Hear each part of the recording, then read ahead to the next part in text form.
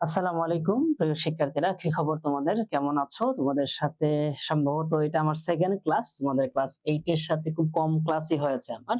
নিশ্চয়ই জানো যে আজকে কিন বিষয়ে আমাদের ক্লাস হবে। তোমরা জানো যে হচ্ছে তোমাদের বাংলা দ্বিতীয় যে পত্রটি আছে সেখানে বিরাম চিহ্ন এবং অভিধান এই দুইটি বিষয় নিয়ে আজকে আমরা একসাথে আলোচনা করব।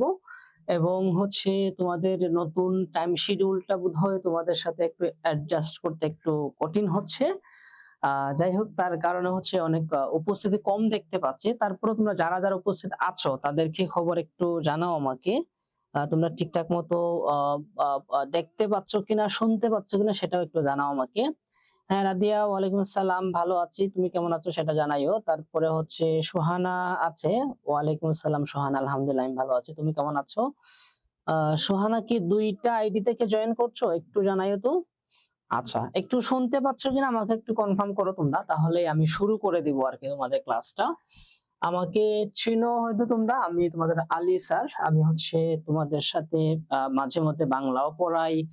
তারপরে হচ্ছে তোমাদের হচ্ছে বিজিএস বা অন্য যে সাবজেক্ট গুলো মাঝে মধ্যে তোমাদের সাথে আমার দেখা হয় আর কি। ঠিক আছে? আচ্ছা, যেটা বলছিলাম যে আমরা দুইটা বিষয় নিয়ে আজকে আলোচনা করব। একটা হচ্ছে বিরাম চিহ্ন এবং অভিধান। এবং বাংলা ভাষার ক্ষেত্রে তুমি যদি বাংলা ভাষা শুদ্ধ করে বলতে চাও, লিখতে চাও, কাউকে বুঝাইতে চাও এবং তুমি নিজেও যদি বুঝতে চাও, এই ক্ষেত্রে এই চিহ্ন যেগুলো আছে এই চিহ্নগুলোর গুরুত্ব অনেক বেশি। বুঝতে পারছো?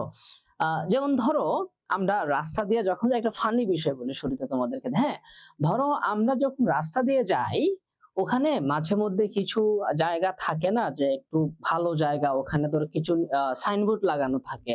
এরকম একটা সাইনবোর্ড লাগানো থাকলো যে এখানে প্রস্রাব করিবেন না, ঠিক আছে, করিলে 100 টাকা জরিমানা। ধরো এরকম অনেক জায়গায় দেখা লেখা থাকে যে এখানে প্রস্রাব করবেন না, এখানে গাড়ি থামবেন না, ঠিক আছে, বা এদিকে যাবেন না, এদিকে যাওয়া নিষেধ, এরকম অনেক সাইনবোর্ড থাকে। ঠিক আছে? তো সেক্ষেত্রে তোমরা রাস্তা দিয়ে যাওয়ার সময় দেখলে এক জায়গাতে লেখা আছে যে এখানে প্রস্রাব করবেন না, ঠিক আছে, করিলে 100 টাকা জরিমানা। এখন এই যে বিরাম চিহ্ন জনিত যে ব্যাপারটা আছে, এই ব্যাপারটা যদি হচ্ছে যিনি পড়ছে সে যদি ক্লিয়ার না থাকে, সে যদি এটা সম্পর্কে আইডিয়া না থাকে, তাহলে ধরো কি ওখানে ছিল যে এখানে প্রস্রাব করিবেন না, করিলে 1000 টাকা বা 100 টাকা জরিমানা। সে কি পড়লো, সে এটাকে হচ্ছে অন্যভাবে পড়লো, পরে বললো যে এখানে প্রস্রাব করিবেন, না করিলে 1000 টাকা জরিমানা। বুঝতে পারছো? এই যে একটা ভুল মেসেজ নিয়ে নিল, নিয়ে হচ্ছে ওই বেটা ওখানে প্রস্রাব করলো, জরিমানাও দিল, আর হয়তো মামলাও খাইতে পারে। বুঝতে পারছো? এই কারণে যদি বিরাম চিহ্নের ব্যবহার বাংলা ভাষায় অত্যন্ত গুরুত্বপূর্ণ, কারণ মেসেজ বোঝার ক্ষেত্রে, তুমি কাউকে বোঝানোর ক্ষেত্রে। বুঝতে পারছো? তো এত গুরুত্বপূর্ণ একটা বিষয় নিয়ে আজকে আমরা আলোচনা করব। আহ আচ্ছা, তাহলে সোহানা নামে সম্ভবত দুইজন আছে। ঠিক আছে, দুইজন সোহানাকে আমি অভিনন্দন জানাই আমার ক্লাসে। দুইজনে সালাম দিয়েছে, ওয়ালাইকুম আসসালাম। রাদিয়া আছে, ওকে রাদিয়া, থ্যাংক ইউ, শোনা যাচ্ছে। সোয়াইব আহমেদ আছে, ওয়ালাইকুম আসসালাম সোয়াইব আহমেদ। ঠিক আছে, তাহলে বুঝাইতে পারছি তোমাদেরকে। আমরা মূল ক্লাসে ঢোকার আগে কিন্তু আমি তোমাকে বোঝানো ট্রাই করছি যে বিরাম চিহ্নের ব্যবহারটা ঠিক মতো জানা আমাদের শুধু পরীক্ষার জন্য না, বাস্তব লাইফে এজ এ বাঙালি হিসেবে বা বাংলা ভাষাভাষী মানুষ হিসেবে আমাদের অত্যন্ত গুরুত্বপূর্ণ। বুঝতে পারছো? চলো তাহলে এখানে দুটি বিষয়, আমরা প্রথম হচ্ছে বিরাম চিহ্ন। হ্যাঁ, বিরাম চিহ্ন নিয়ে আমরা বিস্তারিত জানবো। তারপরে হচ্ছে অভিধানে যতটুকু আমরা কভার করতে পারি আজকে করব, প্রয়োজনে অভিধানের উপর আরেকটা ক্লাস ঠিক থাকবে, তোমরা টেনশন করো না। ঠিক আছে? চলো তাহলে আমরা যদি সামনে যাই, দেখো আমরা আজকে এখানে কোন কোন বিষয়গুলো আলোচনা করবো। এই যে বিরাম চিহ্ন এবং হচ্ছে অভিধান, এই দুইটা বিষয়কে কভার করতে যাইয়া আমরা স্পেসিফিকলি যে বিষয়গুলো হচ্ছে আমরা কভার করব, তার মধ্যে দেখো এখানে দুইটা অংশ দেখতে পাচ্ছ। এগুলো হচ্ছে বিরাম চিহ্নের, বুঝতে পারছো? এই যে এগুলা বিরাম চিহ্নের, আর এগুলো হচ্ছে অভিধানের। হ্যাঁ, আমাদের আজকের আলোচ্য বিষয় হচ্ছে আমরা দেখব যে বিরাম চিহ্ন কাকে বলে, ঠিক আছে, বা বিরাম চিহ্নের সংজ্ঞা কি, তারপরে হচ্ছে বিরাম চিহ্নের প্রকারভেদটা আমরা দেখব, তারপরে বাক্যের শেষে ব্যবহৃত বিরাম চিহ্ন বাক্যের মধ্যে ব্যবহৃত বিরাম চিহ্ন, তারপরে কমা, সেমিকোলন, কোলন, হাইফেন এগুলার ব্যবহার দেখব, কিছু উদাহরণ দেখব এবং শেষে তোমাদেরকে কিছু বাড়ির কাজ দেব, খুবই সহজ, বুঝতে পারছো, একদম সহজ কিছু বাড়ির কাজ দেব। এবং আমি শুরুতে একটা ফানি উদাহরণ দিলাম যে প্রস্রাব নিয়ে যে ব্যাপারটা ছিল, একটা নোটিশ ছিল যে সেখানে তোমরা পরে যারা আসছো তাদের জন্য আমি আরেকবার রিপিট করি। ধরো তুমি রাস্তা দিয়ে যাচ্ছ, তুমি দেখলা যে ওখানে একটা দেয়ালে বা একটা সাইনবোর্ডে লেখা আছে যে এখানে প্রস্রাব করা নিষেধ, করিলে 1000 টাকা জরিমানা। কিন্তু একজন লোক সে বাংলা অত বুঝে না, কিংবা বিরাম চিহ্নের, স্পেশালি বিরাম চিহ্নের যে ক্লাসটা বা বিরাম চিহ্নের যে ব্যাপারটা ওটা সে ভালো করে না বোঝার কারণে সে কি বললো যে এখানে প্রস্রাব করিবেন, না করিলে 1000 টাকা জরিমানা। তো সে ভাবলো কি, বারে বাবা কেউ তাই আমি আসলাম, এখানে প্রস্রাব না করলে আরো জরিমানা দিতে হবে। তো এটা মনে করে সে কি করলো, প্রস্রাব করে ফেললো, তারপরে তাকে উল্টা জরিমানা দিতে হইলো, তারপরে হয়তো আর অন্য পানিশমেন্টও তার জন্য থাকতে পারে। এই জন্য হচ্ছে বিরাম চিহ্নের ব্যবহারটা অত্যন্ত গুরুত্বপূর্ণ, ঠিক আছে। চলো এগুলো হচ্ছে অভিধান নিয়ে দেখো, এগুলা অভিধান কি, অভিধানের গুরুত্ব এবং হচ্ছে আরো কিছু বিষয় আছে, বর্ণানুক্রম অভিধান, তারপরে ভুক্তি, শীর্ষপদ, এই বিষয়গুলো আমরা যতটুকু পারি কভার করবো, ঠিক আছে। চলো তাহলে প্রথমটা হচ্ছে বিরাম চিহ্ন কি। আমি বিরাম চিহ্ন কি প্রশ্নটা রেখেছি, সেই প্রশ্নের উত্তর আমি তোমাদেরকে দিব, আমি স্লাইডে দেখাবো, কিন্তু আমি তার আগে তোমাদের থেকে একটু রেসপন্স চাই। তোমরা কি বিরাম চিহ্ন সংক্রান্ত কোনো কিছু জানো কিনা আগে থেকে? হ্যাঁ, এটা একটু আমার জানাইতে পারো। তোমরা বিরাম চিহ্ন বলতে আসলে কি বুঝো, অথবা তোমাদের কোনো পূর্ব ধারণা থাকলে সেটা আমাকে একটু জানাও, ঠিক আছে। তোমরা বিরাম চিহ্ন বলতে কিছু বুঝো কিনা বা কি বুঝো সেটা একটু জানাও। ওকে, তোমরা কি এর আগে এটলিস্ট এই নামটা শুনছো কারা কারা, বিরাম চিহ্ন নামটা কারা কারা শুনেছো, এটলিস্ট তারা একটু হ্যান্ড রেজ করো অথবা রেসপন্স করো, ঠিক আছে। কারা কারা বিরাম চিহ্ন যে একটা বিষয় আমাদের বাংলা সেকেন্ড পার্টে আছে, সেটা সংক্রান্ত কে জেনেছো, একটু রেসপন্স করো। কেউই জানো না, এটা হইতে পারে। ওকে, সোহানা বলছে সে জানে, ওকে, থ্যাংক ইউ সোহানা। আচ্ছা, আমি কি তোমাকে একটু সুযোগ দেই, তুমি যদি বলতে চাও আর কি, যতটুকু বুঝো, আমি আনমিউট করার সুযোগ দিচ্ছি, যতটুকু বুঝো সেটা বলো। বিরাম চিহ্ন বলতে কি? আসসালামু আলাইকুম স্যার। ওয়ালাইকুম আসসালাম, সোহানা বলো। এটা থেকে বলতে পারবো না স্যার, শুনছি। শুনছো, ওকে, আচ্ছা। বিরাম চিহ্ন হচ্ছে তোমার হচ্ছে মানে কোথায় বসে এটা তো জানো নাকি? স্যার, হ্যাঁ, ধরো তুমি একটা বাক্য বলতে যাও, ওখানে বিরাম চিহ্ন বসে, তার মানে তুমি নামটা শুনছো, ঠিক আছে, তোমার রেসপন্সের জন্য থ্যাংক ইউ।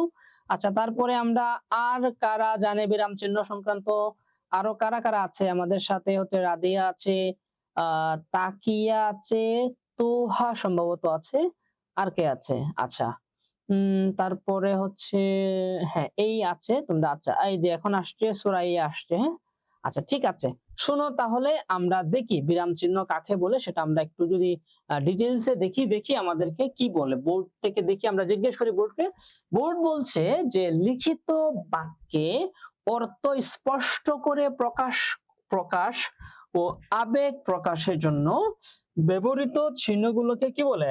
বিরাম চিহ্ন বলে। যেমন ধরো এই যে আমি কথা বলছি না, তোমাদেরকে বোঝাচ্ছি, বুঝতে পারছো? তো এই যে আমি যে কথা বলে তোমাদেরকে একটা বিষয় বোঝাচ্ছি, এই যে কোনো কিছু বোঝানোর ক্ষেত্রে, কোনো কিছু প্রকাশ করার ক্ষেত্রে, আমাদের আবেগ প্রকাশ করার ক্ষেত্রে, আমরা কাউকে প্রশ্ন করার ক্ষেত্রে, আমরা হচ্ছে ভয় প্রকাশের ক্ষেত্রে, তাই না? বিভিন্ন ভাবে আমরা বলি না, ও মা গো, এই যে আমি বললাম না, ঠিক আছে, তারপর আমরা বলি বাহ বাহ, এরকম বলি না, তারপরে কি বলি, তুমি কি সেটা পারো, এই যে প্রশ্ন করলাম না। এই যে আমরা বাংলা ভাষায় যখন আমরা লিখিত ভাবে এই বিষয়গুলোকে প্রকাশ করতে যাই, এটা প্রকাশ করার ক্ষেত্রে আবেগ, অনুভূতি, প্রশ্ন, তারপরে জিজ্ঞাসা, তারপরে হচ্ছে আরো যা যা আছে, এগুলার ক্ষেত্রে বিভিন্ন চিহ্ন ব্যবহার করতে হবে, চিহ্ন ব্যবহার করতে হয়। এই চিহ্নগুলাকে কি বলে? বিরাম চিহ্ন বলে। তোমাদের বইতে একটু লম্বা করে দেওয়া আছে, এটা তোমরা হয়তো পড়লে বুঝবে, কিন্তু দেখা যায় গুছিয়ে বলা যায় না, ঠিক আছে। তো তোমরা যেন গুছিয়ে বলতে পারো, তার জন্য আমি এক লাইনে নিয়ে আসছি, ঠিক আছে। কি বলবো? যে লিখিত বাক্যে অর্থ স্পষ্ট করে স্পষ্টভাবে প্রকাশ, লিখিত বাক্যে অর্থ স্পষ্টভাবে প্রকাশ ও আবেগ প্রকাশের জন্য ব্যবহৃত চিহ্নগুলোকে কি বলে? বিরাম চিহ্ন বলে। ক্লিয়ার? এখন বুঝতে পারছো? সবাই বলতে পারবা না? ওকে, না বুঝলে তোমরা অবশ্যই প্রশ্ন করবা, হ্যাঁ। ওকে, কে প্রশ্ন করছে?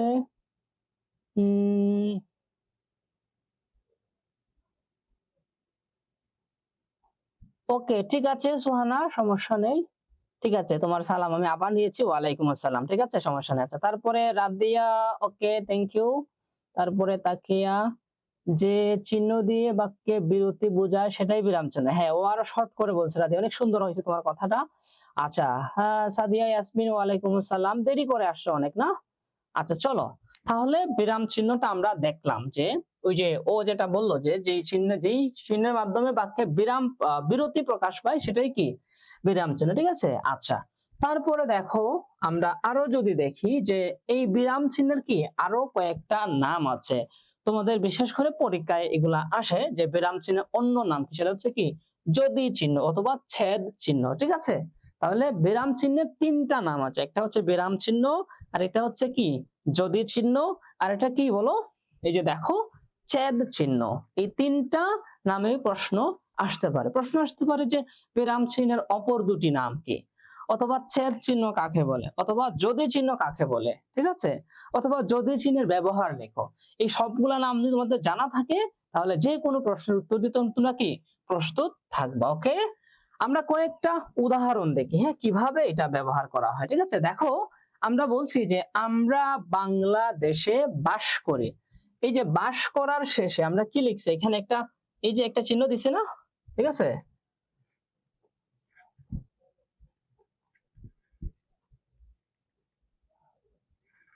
ওকে ঠিক মতো দেখতে পাচ্ছ কিনা আমাকে একটু জানাও তো। এই যে বাস করার শেষে আমরা একটা চিহ্ন দিছি না? ওকে, এই যে বাস করি, এই বাস করি, এই যে এই চিহ্নটা দেখো আমরা এখানে দিয়েছি। ঠিক আছে, এই যে বাস করি, আমি একটু ওকে ঠিক আছে। এই যে আমরা বাংলাদেশে বাস করি, বাস করির পরে একটা কি আমরা দাঁড়ি দিয়েছি, এটাকে কি বলা হয়, একটা বিরাম চিহ্ন বলা হয়। ঠিক আছে, তারপরে দেখো আর কি আছে, আমরা যদি দেখি তোমার নাম কি, আমরা যখন কাউকে প্রশ্ন করি যে তোমার নাম কি, আমরা তার থেকে কিছু জানতে চাই। তোমার কাছে কি একটি কলম হবে, এটা আমরা কি আমরা তার কাছে জানতে চাই। বা এইরকম প্রশ্ন করার ক্ষেত্রে বা কোনো কিছু জিজ্ঞাসা করার ক্ষেত্রে আমরা কি করি, এই যে একটা প্রশ্নবোধক চিহ্ন অথবা জিজ্ঞাসা চিহ্ন, এটা আমরা ব্যবহার করে থাকি। আর কি ব্যবহার করি, আরো যদি আমরা উদাহরণ দেখি, দেখো আহ কি সুন্দর দৃশ্য, আমরা এরকম বলি না? আমরা যদি কোনো কিছু অনেক অবাককর বিষয় দেখি বা অনেক সুন্দর কিছু দেখি তাহলে আমরা কি বলি, আহ কি সুন্দর দৃশ্য। এরকম আমরা আবেগ প্রকাশ করে থাকি অথবা অনুভূতিও প্রকাশ করে থাকি। ঠিক আছে, তাহলে এই যে এই চিহ্নগুলো আমরা ব্যবহার করি। ওকে, এখন যদি তোমাদেরকে আমি প্রশ্ন করি যে বিরাম চিহ্ন কি, তাহলে বলতে পারবা না? আগে হচ্ছে সোহানা বলছিলা তুমি জানতা শুধু, এখন কি তাহলে গুছিয়ে বলতে পারবা না? সাদিয়া ভালো আছি কিন্তু অনেক পরে ক্লাসে জয়েন করে, ভালো জিজ্ঞেস করা যাবে না মামনি। ঠিক আছে, আমি ভালো আছি, তুমি এখন ক্লাসে মনোযোগ দাও। ঠিক আছে, আমি ক্লাস শেষে তোমাদের সবার থেকে জেনে নেবো কেমনে ভালো আছো বা তোমরা সবাই ভালো আছো কিনা। ঠিক আছে, আচ্ছা এখন বলো যেটা বুঝাইলাম সেটা ওকে পারবা। আচ্ছা, এখন কারা কারা হচ্ছে এখান থেকে আমি তোমাদেরকে প্রশ্ন করব, অনেকগুলো প্রশ্ন করব, যা যা পড়াইছি পড়ানোর বাইরে আমি যাব না। এখান থেকে কারা কারা প্রশ্নের উত্তর দিতে পারবা সেটা আমার বলো। এই যে বিরাম চিহ্ন থেকে আমি তোমাদেরকে প্রশ্ন করব, কারা কারা প্রশ্নের উত্তর দিতে পারবা হ্যান্ড রেজ করো, আমি তোমাদেরকে প্রশ্ন করব। ওকে, কারা কারা প্রশ্নের উত্তর দিতে পারবা একটু হ্যান্ড রেজ করো, আমি তোমাদেরকে প্রশ্নের উত্তর প্রশ্ন করব।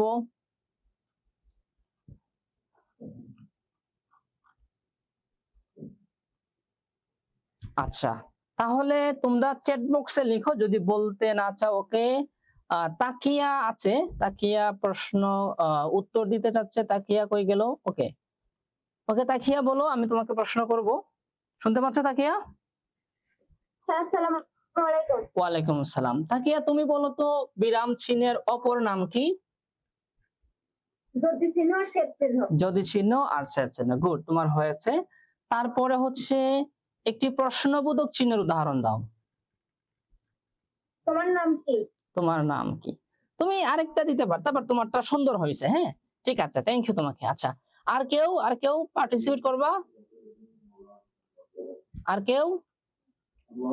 ঠিক আছে, আমি পরবর্তীতে আবার তোমাদের কাছে আসবো প্রশ্নতে, তাহলে আমরা বিরাম চিহ্নের একদম 14 গোষ্ঠী উদ্ধার করে ফেলছি। ওকে, আমরা দেখি আর কি কি আছে ওর। আমরা আরেকটু সামনে যাই, দেখি কি আছে। বিরাম চিহ্নের প্রকারভেদ আছে, এটা ওরকম তোমাদের বইতে নাই, তারপর আমি নিয়ে আসছি এই কারণে যে তোমাদের বুঝতে সহযোগিতা হবে। হ্যাঁ, বিরাম চিহ্নের যে ব্যবহার আছে, হ্যাঁ, ব্যবহার অনুযায়ী আমরা বিরাম চিহ্নকে দুই ভাগে ভাগ করতে পারি। একটা হচ্ছে ব্যবহারের স্থান অনুযায়ী, বুঝতে পারছো? ব্যবহারের স্থান অনুযায়ী যেটা কোথায় ব্যবহার হচ্ছে, মাঝখানে নাকি শেষের দিকে, এই অনুযায়ী আমরা একটা ক্যাটাগরি করতে পারি। আর একটা হচ্ছে চিহ্নের ধরন, অর্থাৎ এক একটা বিরাম চিহ্ন কিন্তু এক এক ধরনের, বুঝতে পারছো? তোমরা দাড়ি দেখবে এক ধরনের, তারপর প্রশ্নবোধক চিহ্ন থেকে আরেক ধরনের, তারপরে বিস্ময় চিহ্ন আরেক ধরনের, কমা এক ধরনের, তাই না? এই প্রশ্ন চিহ্নের ধরন অনুযায়ী আমরা একটা ক্যাটাগরি করতে পারি। আরেকটা হচ্ছে ব্যবহারের স্থান অনুযায়ী কি আমরা আরেকটা ক্যাটাগরি করতে পারি। তাহলে দুই ক্যাটাগরি আমরা করতে পারি, দেখলাম এখানে বিরাম চিহ্নের প্রকারভেদে। হ্যাঁ, এখন দেখো যে ব্যবহারের স্থান অনুযায়ী প্রকারভেদটা যদি আমরা দেখি কি আছে, যে একটা প্রথমটা হচ্ছে বাক্যের শেষে ব্যবহৃত হয়। বাক্যের শেষে, যেমন আমরা দেখছিলাম যে আমরা বাংলাদেশে বাস করি, এই যে করি একদম শেষে যাইয়া ব্যবহার হয়েছিল।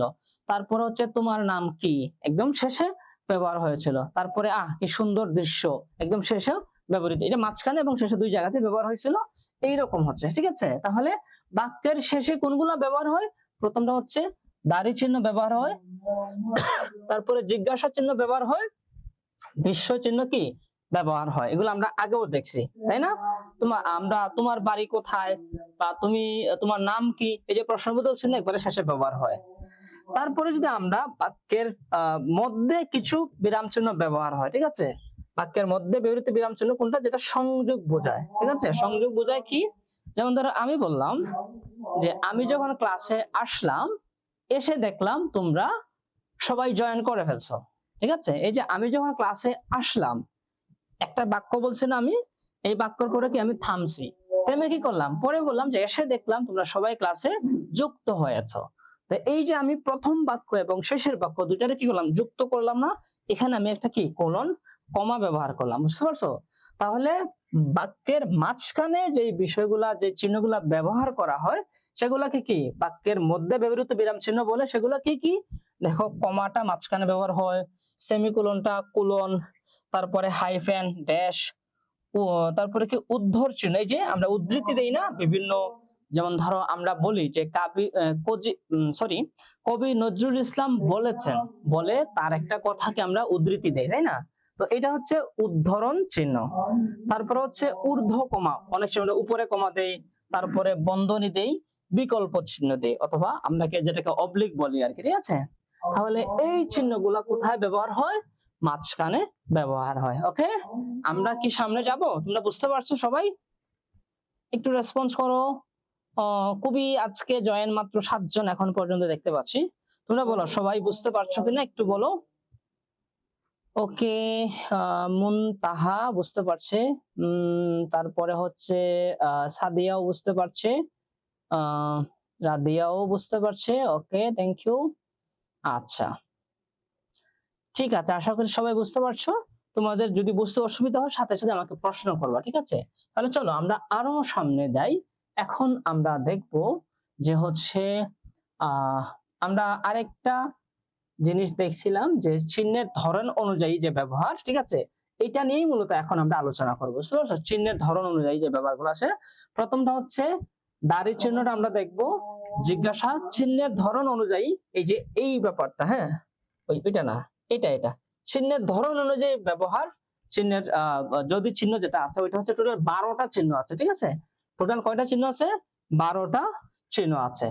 এগুলা নিয়েই আমরা মূলত এখানে আলোচনা করব। প্রথমটা হচ্ছে কি দাড়ি চিহ্ন, তোমরা সবাই জানো। তারপর আমরা আরেকটু বলে নেই যে দাড়িটা কোথায় ব্যবহার হয়? বাক্যের সমাপ্তি বোঝায়, বুঝছো?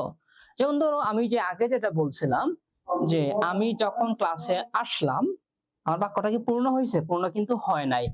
আমার কথায় বোঝা যাচ্ছে আমি আরো কিছু বলতে চাই, তাই না? তুমি বললা যে হচ্ছে আমি স্কুল থেকে এসে, মানে থেমে গেলা, তার মানে তোমার বাক্যটা কি পূর্ণ হয় নাই, তুমি আরো কিছু বলতে চাচ্ছ। তখন এইরকম সিচুয়েশনে কি আমরা এই দাড়ি চিহ্নটা দিতে পারবো না, কারণ আমাদের বাক্যটা সমাপ্ত এখনো হয় নাই। বুঝাইতে পারছি? তুমি বললা যে আমি বাড়ি থেকে এসে, আমি স্কুল থেকে এসে ভাত খেতে বসলাম, তার মানে তোমার বাক্যটা এখন কমপ্লিট হয়েছে। তুমি এখন এই যে বসলাম, খেতে বসলাম, এখন তুমি শেষের দিকে কি দাড়িটা দিতে পারবা। অর্থাৎ যখন কোনো বাক্য সমাপ্ত হবে বা যখন কোনো একটি বাক্য আমরা এমন বাক্য বলবো যে বাক্য দিয়ে আমি যেটা বলতে চাচ্ছি সেটা সমাপ্তি বোঝাচ্ছে, ওই সময় কি আমি এই চিহ্নটা ব্যবহার করব, যেটাকে আমরা দাড়ি বলে থাকি। ওকে, উদাহরণ দেওয়া আছে।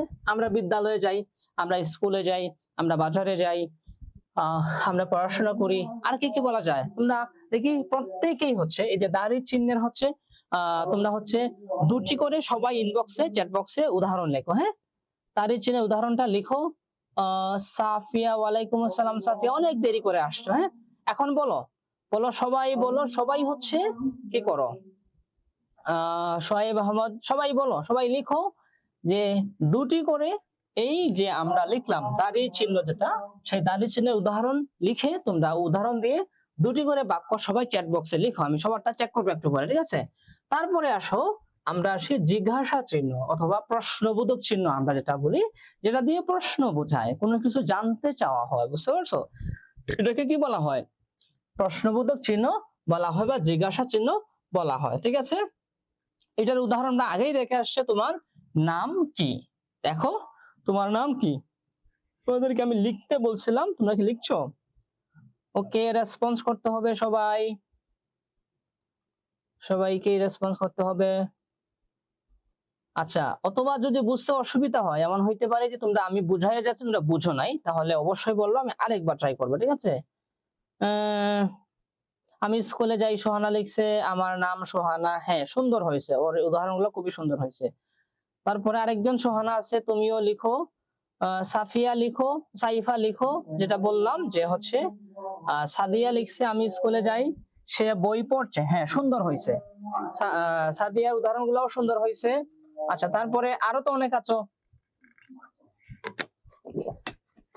বাকি যারা আছো তারা হচ্ছে প্রশ্নবোধক বা জিজ্ঞাসা চিহ্নের যে উদাহরণ আছে সেটা দাও, যে তোমার নাম কি, তোমার বাড়ি কোথায়, তুমি কি কলমটা দিবা, তোমার কাছে কি টাকা হবে, তোমার কাছে কি বই হবে, এইরকম প্রশ্ন করে যেটা আমরা জিজ্ঞেস করি সেটা কি জিজ্ঞাসা চিহ্ন। এটাও কি শব্দের শেষে কিন্তু বসে।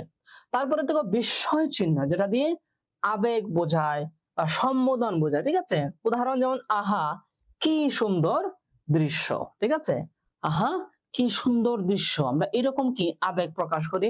অথবা হচ্ছে একটা সুন্দর সুন্দর অথবা হচ্ছে যে কোনো কিছু সবসময় সুন্দর হবে না, অনেক সময় আবেগটা আমাদের নেগেটিভও হইতে পারে। আমি খুব ব্যথা পেয়েছি, তাই না? এই যে এই ধরনের আবেগগুলো প্রকাশ করার ক্ষেত্রে এই বিস্ময়কর চিহ্ন প্রকাশ ব্যবহার করা হয়। 4 নম্বরে কি আছে দেখো, কমা আছে। হ্যাঁ, যেটা আমি তোমাদেরকে বলছিলাম। ওকে, সাইফা লিখছে তুমি কেমন আছো। হ্যাঁ, ও প্রশ্নবোধক লিখছে। তারপরে হচ্ছে তাকিয়া লিখছে তুমি কে। হ্যাঁ, ও হচ্ছে প্রশ্নবোধক লিখছে। হ্যাঁ, বিস্ময়, অনেকে সুন্দর, সবাই উত্তর দিচ্ছ, দেখতে ভালো লাগছে, আমি বুঝাইতে পারি। তুমি কি করো। ওকে সুরাইয়া, তোমারটাও হয়েছে। থ্যাংক ইউ সবাইকে রেসপন্স করার জন্য। তার মানে হচ্ছে আমি তোমাদেরকে একটু হইলেও বুঝাইতে পারছি, তাই না? আচ্ছা, যাই হোক, ঠিক আছে, তাহলে চলো আমরা কমা কাকে বলে সেটা দেখবো। আর একটা বিষয় কি, এগুলো কিন্তু আমরা সচরাচর সবাই জানি, এমন না যে আমরা নতুন করে পড়ছি, আমরা সবকিছুতে ইউজ করতেছি।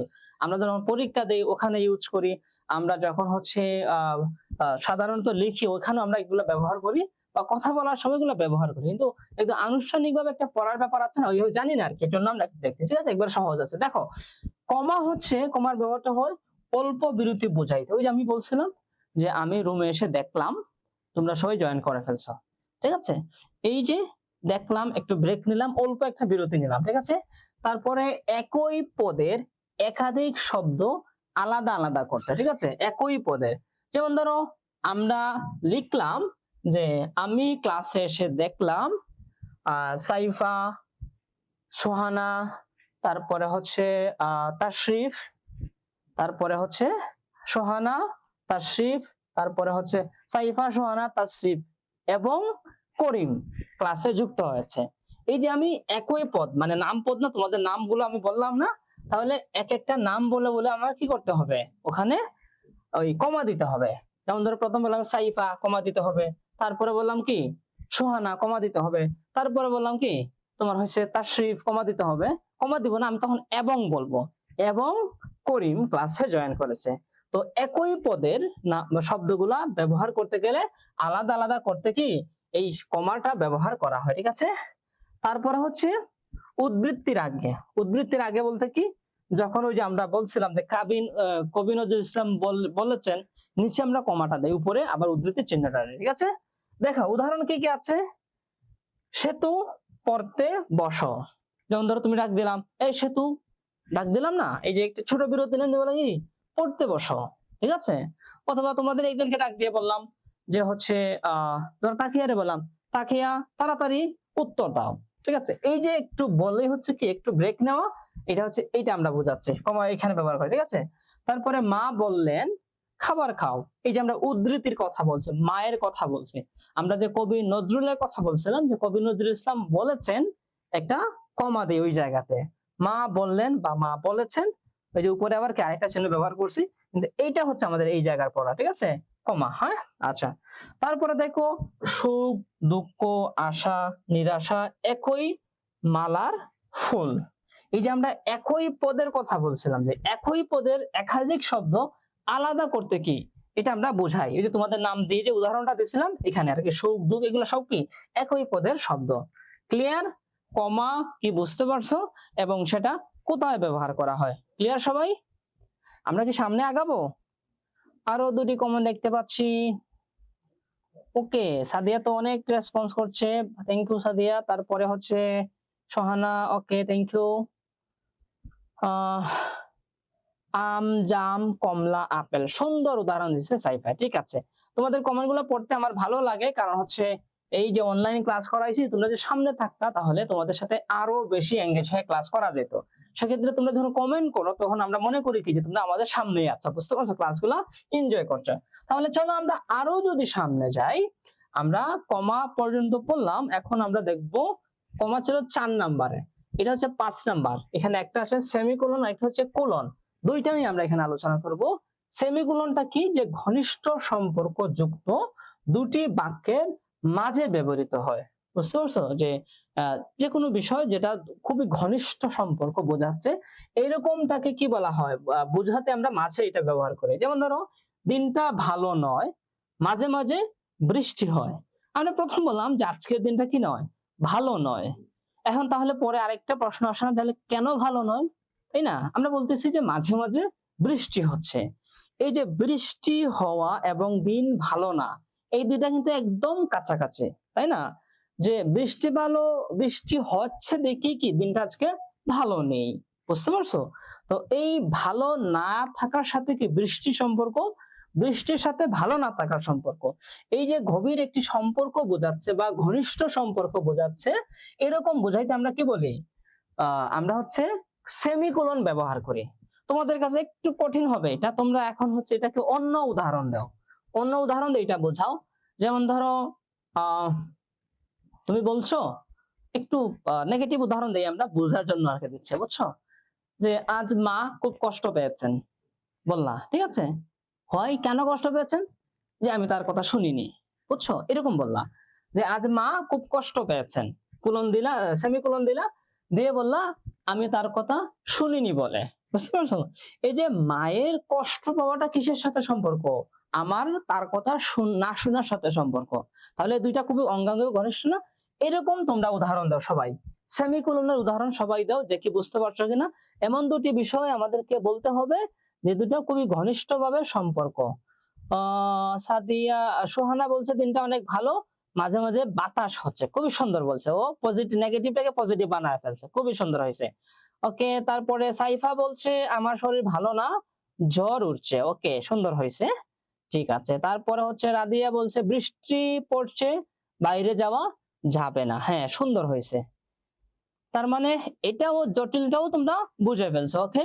তারপরে চলো আমরা কোলনে যদি যাই, কোলনটা কি, যে উদ্ধৃতি তারপরে সংলাপ বা উদাহরণের আগে বসে, ঠিক আছে, উদ্ধৃতি সংলাপ বা উদাহরণের আগে বসে। যেমন ধরো বাংলা সন্ধি দুই প্রকার, কি কি, যে স্বর সন্ধি ও ব্যঞ্জন সন্ধি, বুঝতে পারছো, যে কোনো কিছু উদাহরণ অথবা সংলাপ অথবা উদ্ধৃতি, এই বিষয়গুলোর আগে কি বসে, এই তোমার কোলনটা বসে, বুঝতে পারছো। তিনটা বিষয়, উদ্ধৃতি সংলাপ উদাহরণের আগে। যেমন ধরো আমরা সংলাপ, ডায়লগ পড়ো না, ইংলিশে ডায়লগ আছে না বা বাংলাতে সংলাপ আছে না, দুজনের সংলাপ আমরা পড়ি। যেমন ধরো রহিম এবং করিম। রহিম বললো আজ সে স্কুলে যাবে না, আমরা বলি কি, আমরা নিচে ধরো একটা সংলাপ লিখতেছি, তাহলে কি লিখি, ওখানে লিখি রহিম, লেখা এরকম কোলন দিয়ে বলি সে আজকে স্কুলে যাবে না, ঠিক আছে। এখানে লিখি করিম, করিমে কি বলছে, যে করিম বলছে তুমি কেন যাবে না, এরকম আমরা কি লিখি, সংলাপ গুলা লিখি না। তো এই সময় কি কোলনটা ব্যবহার করা হয়। আরো বিষয় আছে উদ্বৃত্তির ক্ষেত্রে উদাহরণের আগে, এই যে উদাহরণ, এটা হচ্ছে উদাহরণ। আমরা বলছি যে সন্ধি দুই প্রকার, কি কি, এই যে উদাহরণটা দিচ্ছে এখানে, ঠিক আছে। ওকে, এদিকে আসবে, ঠিক আছে। সন্ধি, ব্যঞ্জন স্বর সন্ধি ও ব্যঞ্জন সন্ধি, ঠিক আছে। তোমরা আশা করি বুঝতে পারছো। তাহলে আমাদের 6টা গেল, এখন হচ্ছে 7 এবং 8 নাম্বার। ওকে, হাইফেন এবং ড্যাশ দুটাই কাছাকাছি, চোখের দেখার একটা পার্থক্য আছে আর কি, ভিতরটা আমরা যাব। তার আগে বলো যে এর আগে যে দুটা বলাইলাম, কোলন, সেমিকোলন এবং কোলন, এই দুটা বুঝতে পারছো তো? কেউ কি না বুঝেছো এমন আছো কিনা, বা ঠিক মতো বুঝতে পারছো কিনা? ওকে, রাদিয়া থ্যাংক ইউ, বুঝতে পারছে। তারপরে হচ্ছে রবীন্দ্রনাথ বলতেন মরিতে চাহি না। ওকে, আমি সুন্দর ভুবন, হ্যাঁ রবীন্দ্রনাথ বলতে চান নাই, সুন্দর হয়েছে উদাহরণটা। ওকে, ঠিক আছে, তাহলে আমরা আরো সামনে যাই। এখন দেখবো আমরা কি, যে হাইফেন ও ড্যাশ। এই হাইফেন এবং ড্যাশ, দেখো হাইফেনটার আকারটা খুবই ছোট এবং ড্যাশের আকারটা একটু লম্বা। হ্যাঁ, এটা তোমরা একটু দেখবা। অনেক সময় তোমাদেরকে তোমাদের পরীক্ষা এরকম, আমি রিসেন্ট কোনো প্রশ্ন দেখি নাই, হয়তো আসার কথা, যে একটা তোমাদেরকে একটা প্যারাগ্রাফ টাইপের একটা দেওয়া হবে, ঠিক আছে। ধরো এইটুকু লেখা দেওয়া হবে এবং বলা হবে ওখান থেকে প্রথম বলা হবে যে যদি চিহ্ন আলাদা করো, ঠিক আছে, অথবা বলা হবে যে বিরাম চিহ্ন এখান থেকে আলাদা করো, অথবা বলা হবে যে কি আরেকটা কি ছিল, ছেদ চিহ্ন, এটা আলাদা করো। তারপরে বলা হবে এবং প্রত্যেকটা নাম উল্লেখ করো, বুঝতে পারছো? ওই সময়ে যে কোনটা হাইফেন আর কোনটা ড্যাশ, এটা যদি না বুঝো তাহলে কি প্যাচ লেগে যাবে বা ভুলভাল উত্তর দিতে পারার জন্য চোখের দেখাটা ভালো করে করবা। তারপরে দেখো হাইফেনটা কোথায় হয়, দুটি শব্দ সংযুক্ত করতে ব্যবহৃত হয়, যেমন কাছাকাছি যে শব্দগুলো, ঠিক আছে। যেমন ধরো মা বাবা, মা বাবা আমরা একসাথে বলি না, তো এই শব্দটা সংযুক্ত করতে হাইফেনটা ব্যবহার করা হয়। তারপরে কি পাপ পুণ্য, এটার ক্ষেত্রে। তারপরে সুখ দুঃখ, আর কি কি আছে বলতো? এই ধরনের কি কি শব্দ আছে যে দুটি শব্দ আমরা এই হাইফেন দিয়ে একত্রিত করি, তোমরা একটু লিখো চ্যাট বক্সে, হ্যাঁ।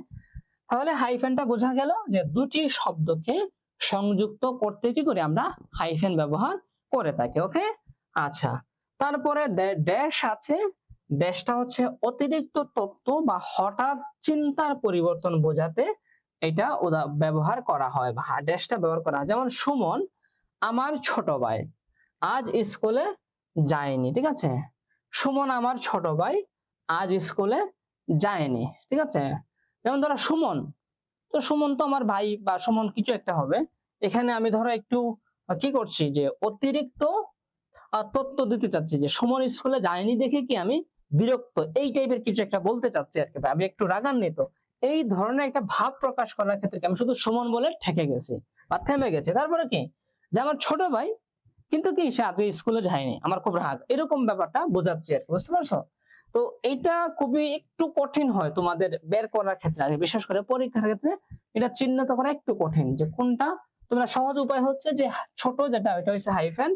আর আরেকটা বিষয় হচ্ছে যে এখানে তো এটার ব্যবহারটা পার্থক্য আছে, যে হাইফেনটা সাধারণত মানে পাশাপাশি বা সেম ক্যাটাগরির শব্দ, সেম ক্যাটাগরির একই শব্দ হইতে পারে, সমার্থক হইতে পারে বা বিপরীত অর্থক হইতে পারে। যেমন মা বাবা, মা বাবা তো ধরো মানে প্যারেন্টস যদি আমরা বলি, তাই না, প্যারেন্টস টাইপের বা একটা ক্যাটাগরির শব্দ। কিন্তু পাপ পুণ্য একটা আরেকটার বিপরীত শব্দ, সুখ দুঃখ এটা আরেকটার কি, একটা আরেকটার বিপরীত শব্দ।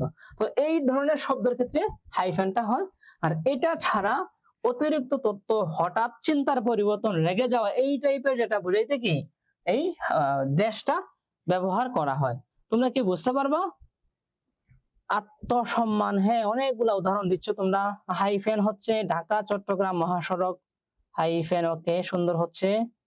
এটা হচ্ছে সাদিয়ার উত্তর দিয়েছে। সোহানা বলছে বাংলাদেশ নদ নদীর দেশ, সুন্দর হয়েছে।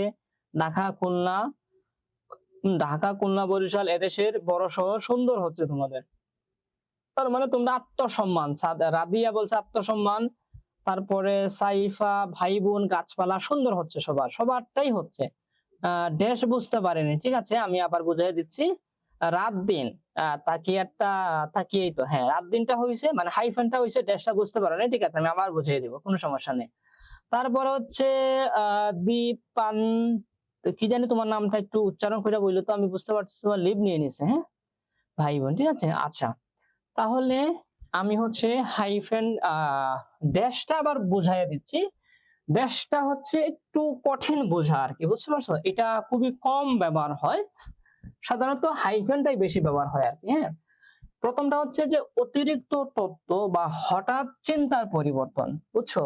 যেমন একটা ইমাজিনেশন করো, একটা সিনারি ইমাজিন করো, সেখানে হচ্ছে তোমার একটা ছোট ভাই যার নাম হচ্ছে সুমন, ঠিক আছে। তুমি একজনকে বলতে চাচ্ছ যে সুমন, এই যে সুমন দেখতে পাচ্ছ, এটা হচ্ছে আমার ছোট ভাই, কিন্তু সে আজ স্কুলে যায় নাই।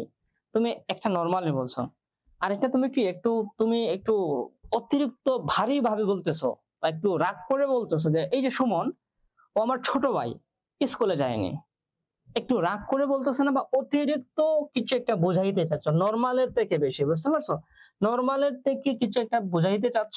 অথবা সুমন, সুমন হচ্ছে তোমার চিন্তার পরিবর্তন হইতেছে, যে মনে হচ্ছে যে তুমি তাকে হচ্ছে স্নেহ করবা না করে কি রাগ করতেছো। এই ধরনের বিষয়, এই ধরনের সিনারি বোঝানোর ক্ষেত্রে আর কি এটা ব্যবহার হয়, এবং এটা খুব কম ব্যবহার হয় আর কি আমাদের সচরাচর ইউজ লাইফে। প্র্যাকটিক্যাল লাইফে এটা খুব কম ব্যবহার হয়, প্র্যাকটিক্যাল লাইফে বেশি ব্যবহার হয় হাইফেনটা, বেশি ব্যবহার হয় কোলন, ড্যাশ, কমাটা বেশি ব্যবহার হয়, তারপরে কোলন এবং সেমিকোলন মোটামুটি ব্যবহার হয়। আর হাইফেনটাও ব্যবহার হয়, সুখ দুঃখ আমরা প্রায় বলে থাকি, সুখ দুঃখ, পাপ পুণ্য, অনেক কিছু এরকম বলে থাকি। ওকে, আচ্ছা, তারপরে হচ্ছে আমরা HW এর কথা বলছিলাম। আমি যদি আরেকবার হচ্ছে কি করে আসি, তোমরা দেখো যে কি কি আলোচনা করছি। দাড়ি, তারপরে হচ্ছে প্রশ্নবোধক চিহ্ন বা জিজ্ঞাসা চিহ্ন, তারপরে বিস্ময় চিহ্ন, কমা ব্যবহার, কমা নিয়ে আলোচনা করছি, সেমিকোলন, কোলন নিয়ে আলোচনা করছি, ঠিক আছে। তারপরে হচ্ছে হাইফেন নিয়ে আলোচনা করছি, আর কি কি আলোচনা করছি বলো, ড্যাশ এবং এই যে সেমিকোলন, ড্যাশ এবং হাইফেন, এই দুটা নিয়ে আলোচনা করছি। হ্যাঁ, এখন হচ্ছে তোমাদের যেটা হোমওয়ার্ক থাকবে, আমরা হচ্ছে আরেকবার হচ্ছে আরেকটা পরে ক্লাসে একটু যাওয়ার ট্রাই করবো। হ্যাঁ, তোমরা যদি হচ্ছে দেখো আর কি, এগুলো তোমরা আশা করি সবাই পারবা, নতুন কিছুই নাই এখানে, তোমরা মোটামুটি ক্লাসে রেসপন্স করে ফেলছো। প্রথমটা হচ্ছে বিরাম চিহ্ন, এটা হচ্ছে তোমরা ওই যে সংক্ষিপ্ত প্রশ্ন, যেটা আর কি 2 মার্কের যে প্রশ্ন, এইভাবে লিখবা আর কি, সংক্ষিপ্ত প্রশ্ন। প্রথমটা হচ্ছে বিরাম চিহ্ন কি, তোমরা সবাই কিন্তু জানো যে বিরাম চিহ্ন কি, কিন্তু আমরা দেখো যেমন শুরুতে সোহানার থেকে সমুদ্রের রেসপন্স নিয়েছিলাম, ও কিন্তু জানে কিন্তু গুছিয়ে বলতে পারে না, ঠিক আছে। তো এই ক্ষেত্রে কিন্তু আমি দেখাইছি তোমরা কিভাবে গুছিয়ে বলবা। হ্যাঁ, প্রথম স্লাইডটা যদি আমি একটু দেখাই তোমাদেরকে, তাহলে নিশ্চয়ই তোমরা দেখবা যে প্রথম স্লাইডটা হচ্ছে এই যে দেখো, এখানে আমরা দেখছিলাম, হ্যাঁ, যে লিখিত বাক্যে অর্থ স্পষ্ট করে ভাবে প্রকাশ করা কিংবা আবেগ প্রকাশের জন্য, দুইটা বিষয়, যে অর্থ আমরা স্পষ্টভাবে প্রকাশ করতে চাই কিংবা আবেগ প্রকাশ করতে চাই, তার জন্য যে চিহ্নগুলো ব্যবহার করা হয় সেগুলাই কি বিরাম চিহ্ন বলা হয় থাকে, ঠিক আছে। তো এইটা হচ্ছে আমরা, এটার উত্তর তোমরা এভাবে দিবা গুছিয়ে। তারপরে দেখো পরে চিহ্ন হচ্ছে বিরাম চিহ্ন কত প্রকার, দেখছো তোমরা বিরাম চিহ্ন কয় প্রকার, এখানে আমরা দেখাইছি যে ব্যবহারের ভিত্তিতে কি এই যে 2 ভাগে ভাগ করা যায়, একটা হচ্ছে কি ব্যবহারের ভিত্তিতে স্থান অনুযায়ী, আর একটা চিহ্নের ধরন অনুযায়ী, ঠিক আছে। আচ্ছা, তারপরে প্রশ্নটা যদি আমরা দেখো, কি প্রশ্ন আছে, কমা ও সেমিকোলনের মধ্যে পার্থক্য কি, কমা ও সেমিকোলনের মধ্যে পার্থক্য কি। আমরা কমা ও সেমিকোলনকে যদি ভালো করে দেখি, দুইটা কিন্তু কাছাকাছি বিষয় ছিল, তাই না। কমা ও সেমিকোলন, এটা হচ্ছে আমাদের সেমিকোলন প্রথমটা, আর কমা হচ্ছে এইটা, ঠিক আছে। এই দুইটার মধ্যে পার্থক্য কি, এই দুইটার মধ্যে কি ধরনের পার্থক্য থাকতে পারে, একটা হচ্ছে ব্যবহারগত পার্থক্য, আর একটা হচ্ছে আকারগত পার্থক্য। আর কমাটা কি, জাস্ট একটা ফুটা বসে কমার ক্ষেত্রে, হ্যাঁ একটু বাঁকা হয়ে থাকে, কিন্তু সেমিকোলনে দেখো যে কমার উপরে আরেকটা এক্সট্রা ফুটা, যেখানে একটা এক্সট্রা ফুটা হয়েছে, এটা হচ্ছে একটা বিষয়।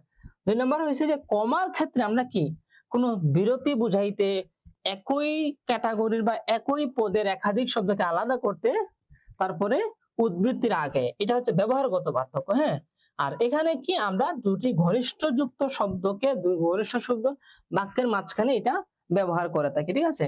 তাহলে আমরা যখন কোনো কিছুর তুলনা করব বা কোনো কিছুর পার্থক্য করব, আমরা এক কথায় না লিখে এই যে 3-4টা ক্যাটাগরি অনুযায়ী লিখবো, বুঝতে পারছো? এই যে দেখলাম যে আহ ব্যবহারগত পার্থক্যটা কিরকম আমি বলে দিলাম, আকারগত পার্থক্য কেমন, উদাহরণগত পার্থক্য, ঠিক আছে? এরকম তোমরা 3-4টা ক্যাটাগরি দিলে কি তোমরা অনেক সময় ফুল মার্কস পাবো বা অনেক ভালো করে বুঝাইতে পারবে। ওকে, আচ্ছা, তারপরে আমরা পরের প্রশ্ন যদি আসে, দেখো যে হাইফেনের দুটি ব্যবহার দাও, মানে উদাহরণ দাও আর কি বলছে, দুটি উদাহরণ দাও। তারপর ড্যাশ কোথায় ব্যবহৃত হয়।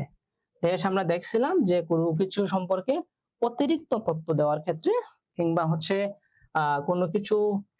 কোনো কিছুকে হচ্ছে তোমার হচ্ছে চিন্তার যেখানে পরিবর্তন হয়, যেমন ধরো তুমি একটা ধাঁচে যাচ্ছ, ওখানে যে হুট করে পরিবর্তন হয়ে গেল তোমার, বা কোনো একটা বক্তব্য দিচ্ছ, যেমন ধরো হচ্ছে আমি তোমাদের সাথে পড়াচ্ছি, একটা একটা কি নর্মাল একটা টিউনে পড়াচ্ছি, মাঝখানে যাই বললাম, হুট করে আমি বললাম যে আবার ঘুম চলে আসছে, তাই না? এই যে হুট করে আমি কি অন্য একটা দিকে মুভ করে ফেলছি না, এই ধরনের সিচুয়েশন হচ্ছে কি ড্যাশের ব্যবহার হয়। আর হাইফেনের উদাহরণ তোমরা পারবা, ঠিক আছে? তাহলে এই 5টা হচ্ছে খুবই ছোট ছোট এবং তোমরা সবাই পারো এগুলা। এগুলা হচ্ছে তোমাদের হোমওয়ার্ক বা অ্যাসাইনমেন্ট যেটাই বলো, সেটা কি তোমরা বুঝতে পারছো কিনা, এটা চাইলে একটা স্ক্রিনশট নিয়ে নিতে পারো, গ্রুপেও দিয়ে দিব না। সবকিছু বুঝে পেয়েছো কিনা তোমাদের আমলনামা, সেটা আমাকে একটু জানাও কমেন্ট করে, ঠিক আছে? তারপরে আমরা অন্য টপিক যেটা ছিল আজকের অভিধান, অভিধানে একটু যাব, অভিধানে পূর্ণাঙ্গ আলোচনা করব না। এই বিষয়ে আমরা বিরাম চিহ্নের সাথে যে আলোচনাগুলো করছি সেগুলা নিয়ে তোমরা সবাই বুঝতে পারছো কিনা, একটা। 2 নাম্বার হচ্ছে তোমাদের ওই যে হোমওয়ার্ক যেটা, সেটা বুঝতে পারছো কিনা সেটাও একটু জানাও, ঠিক আছে? ওকে, দেখি কারা কারা জানাইছে। রাদিয়া জানাইছে, ওকে, বুঝতে পারছে, থ্যাংক ইউ রাদিয়া। তারপরে হচ্ছে সাদিয়াও জানাচ্ছে, জি স্যার, থ্যাংক ইউ। সোহানাও জানাচ্ছে, বুঝতে পারছি। পাখিদের কি খবর, সাইফাও বুঝতে পারছি। আচ্ছা, আর কারা কারা আছে? অনেকেই তো আছো।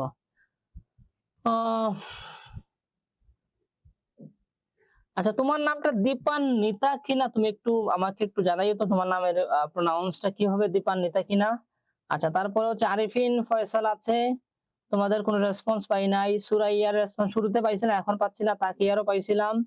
তারপরে জাহরা, জাহরা নাকি জহুরা বুঝতেছি না, তোমাদের রেসপন্স আমি কিন্তু পাই নাই। তোমরা কি ক্লাসে আছো, নাকি ক্লাসটা ওপেন করে ফেসবুকিং করছো, নাকি বন্ধুদের সাথে চ্যাটিং করছো, কি করছো বাবা, নাকি খাওয়া দাওয়া করছো, কি করছো সেটা একটু বলো।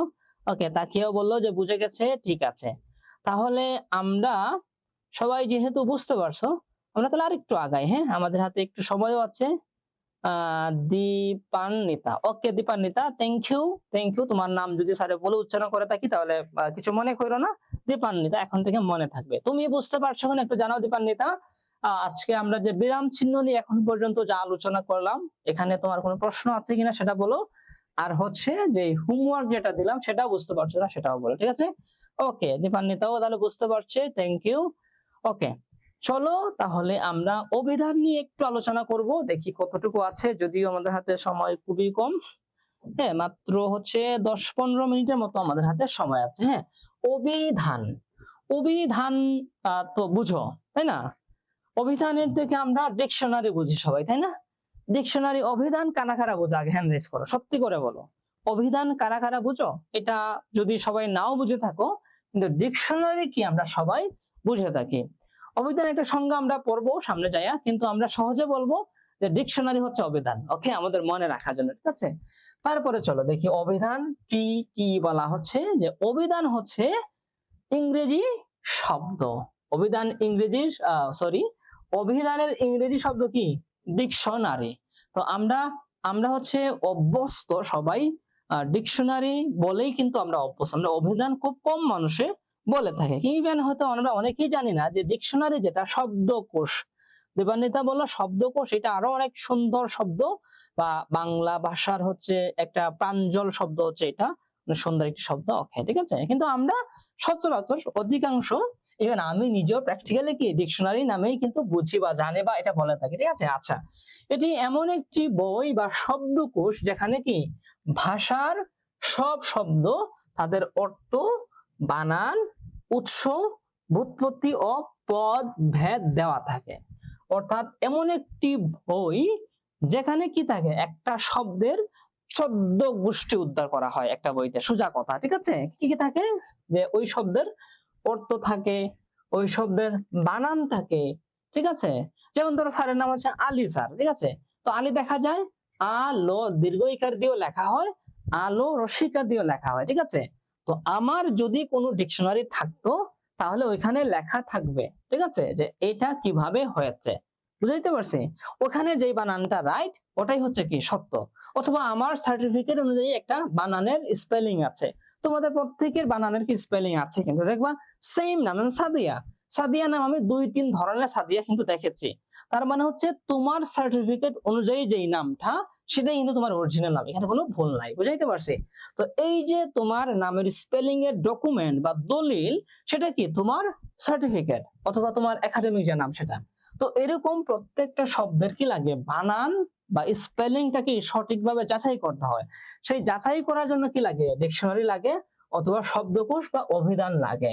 তো একটা শব্দের বানান, অর্থ, উৎস, যে এই শব্দটা কোথায় থেকে আসছে, এটা কি আমাদের দেশি শব্দ, এটা কি আমাদের বিদেশি শব্দ, বিদেশি হইলে কোন ভাষার শব্দ, সেটা কি আরবি, ফার্সি, হিন্দি, জাপানি, কোথায় থেকে আসছে, এই শব্দের যে উৎস যেটা আছে সেটা কি দেখা হয়, আমরা এই অভিধান থেকে দেখে থাকি। শব্দ ভান্ডার, হ্যাঁ এইভাবে শব্দ ভান্ডার। তাহলে কি অভিধানটা আমরা দেখলাম যে অভিধানের মধ্যে এই বিষয়গুলো থাকে।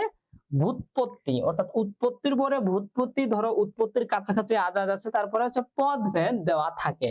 অর্থাৎ একটা শব্দ থেকে আর অনেকগুলো শব্দ কিন্তু তৈরি হয়, এই শব্দ মূলে যা যা আছে সবকিছু দেওয়া থাকে। আমরা সহজে মনে রাখবো এটাকে এইভাবে, যে কোনো একটা শব্দের বিস্তারিত তথ্য হচ্ছে কি এই ডিকশনারিতে কিংবা শব্দকোষে কিংবা শব্দ ভান্ডারে কিংবা অভিধানে উল্লেখ থাকে। যেই বই সেটাই হচ্ছে কি মূলত আমরা অভিধান বলতে পারি। তারপরে দেখো, অভিধান আমাদের শেখায় শব্দের শুদ্ধ রূপ, শুদ্ধ বানান, শুদ্ধ অর্থ। বুঝাইতে পারছি?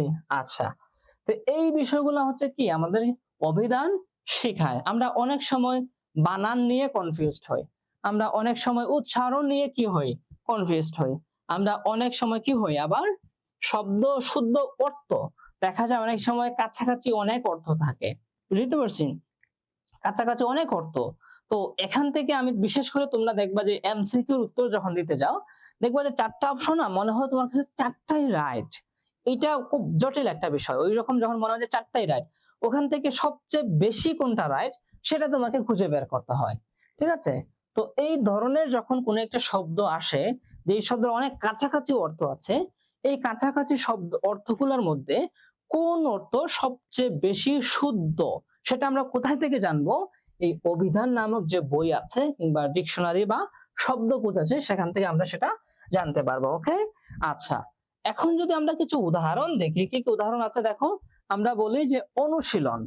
অনুশীলন মানে কি, অভ্যাস করা অথবা প্র্যাকটিস, ইংলিশে বলে আমরা কি প্র্যাকটিস করা বলি আর কি। অধিকার, অধিকার মানে কি, প্রাপ্যতা। এই যে অনুশীলনের একটা অর্থ আমরা খুঁজে পাইছি অভ্যাস, ঠিক আছে। অধিকার, এটার একটা অর্থ খুঁজে পাইছি কি প্রাপ্যতা। অনুগ্রহ, এটার আরেকটা অর্থ আমরা খুঁজে পাইছি কি দয়া। এই যে অর্থগুলা খুঁজে পাচ্ছি আমরা, এই যে এখানে বানানগুলো আমরা লিখেছি, এরপরে হচ্ছে আর কি কি আছে, উচ্চারণটা করেছি, এগুলা কি সবকিছু আমরা কি এই অভিধান নামক বা ডিকশনারি নামক বা শব্দকোষ নামক বই থেকে আমরা পেয়েছি। আমরা যদি কখনো আমাদের কাছে কোনো ধরনের সন্দেহ মনে হয় যে আমাদের সঠিক হচ্ছে কিনা, কিংবা অনেক সময় দেখবা ক্লাসে আমরা ঝগড়া লেগে যায় বন্ধুদের সাথে যে তোরটা ভুল আমারটা সঠিক, ওই সময় কোনো টিচার হয়তো ক্লাসে থাকেন না, তখন আমরা কি করব, আমাদের প্রমাণ হচ্ছে, আমাদের দলিল হচ্ছে কি এই ডিকশনারি নামক যে বই আছে সেই বইটা। ক্লিয়ার? অভিধান বলতে কি বোঝায় তোমরা কি সেটা ক্লিয়ারলি বুঝতে পারছো? ভূৎপত্তি কি, ওকে ভূৎপত্তিটা বলে দিবনে। প্রধানত 3 ধরনের অভিধান দেখা যায়, একভাষিক, একই শব্দ নিয়ে। হ্যাঁ, ও তো আরো অনেক অ্যাডভান্স পড়াশোনা করছে মনে হচ্ছে বেশি। সোহানা, হ্যাঁ, ক্ষেত্র, ঠিক আছে, থ্যাংক ইউ। আচ্ছা, তাহলে এই হচ্ছে আমরা অভিধান নিয়ে পড়লাম। আমরা আরেকটু সামনে যাব, যাই হচ্ছে অভিধান কেন গুরুত্বপূর্ণ আমরা অলরেডি বলে ফেলছি, তারপর একটু দেখি যে অভিযান দিয়ে প্রথমত হচ্ছে নতুন শব্দের অর্থ জানা যায়, বুঝতে পারছো? যেমন ধরো তোমাদের হচ্ছে তোমাদের জুনিয়র যারা একবার জুনিয়র ক্লাস 7 এর, আমি গতকালকে তোমরা পড়ে আসছো একটা গল্প, তোমরা পড়ে আসছো, সেটা হচ্ছে ওই কিসে আর কি আনন্দ পাঠ আছে না, ওখানে তোমরা একটা গল্প পড়ে আসছো, সেটা হচ্ছে কিং লেয়ার। কিং লেয়ারের গল্পটা তোমরা সবাই পড়ছো না? কেউ কি পড়ে না এরকম আছো? কিং লেয়ারের যে গল্পটা আছে, এই গল্পটা পড়ছো না সবাই? নিশ্চয়ই পড়ে আসছো তোমরা।